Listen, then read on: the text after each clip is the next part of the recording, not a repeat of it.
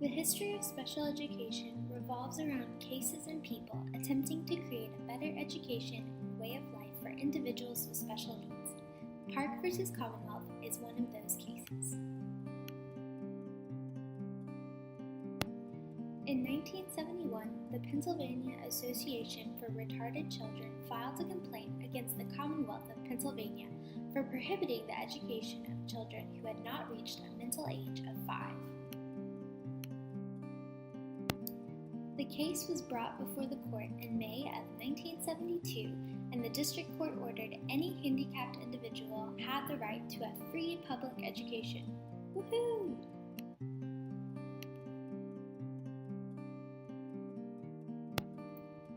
However, it is interesting to note that the right to free education was nothing new to the world of education legislation. The case of Brown versus Board of Education had already impacted the right for all students to be taught equally.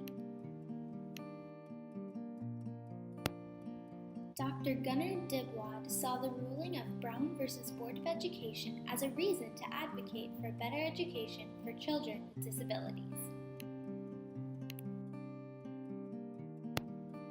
Nearly 20 years later, Thomas Gilholt took up that line of reasoning to serve as the attorney for Park in the case of Park versus Commonwealth. Gilholt argued that excluding children from free and public education was a violation of their rights under the Equal Protection Clause of the 14th Amendment. He also used Brown versus Board of Education as an example to the right of equal education for all children. Gilholt must have been pretty convincing because the ruling of the case allowed for all children to have the right to public education, which eventually led to the Education for All Handicapped Children Act of 1974. Park versus Commonwealth was instrumental in the timeline of special education. There was change in education because an association in Pennsylvania was willing to advocate for their children.